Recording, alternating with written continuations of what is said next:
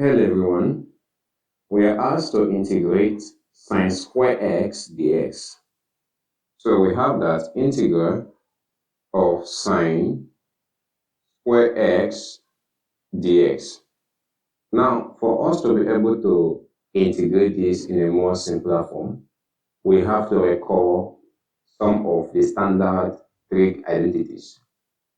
So we know that by trig identities, sin² x is equal to 1 minus cos 2x divided by 2.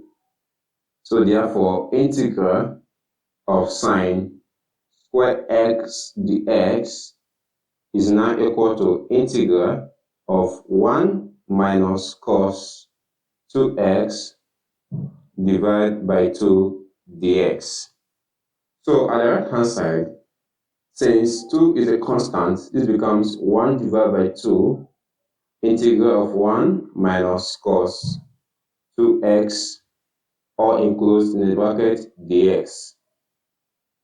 So therefore, we now have that this is 1 divided by 2 integral of the x minus integral of cos 2x dx, all enclosed in a bracket. So at this point, we have 1 divided by 2, integral of the x is x minus integral of cos 2x dx is given as sine 2x divided by 2, or enclose the bracket, and we introduce the constant of integration c. Now at this point, we have it that integral of sin² x dx is equal to, we multiply this expression here by 1 divided by 2, we have x divided by 2 minus sine 2x divided by 4 plus the constant of integration c. So we have been able to integrate sin² x dx.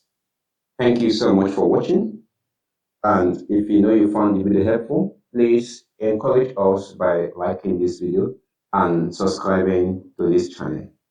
And for more solved problems on integration, visit our playlist on integration, and I wish you a happy learning journey. Thank you, and I will see you in my next video. Bye.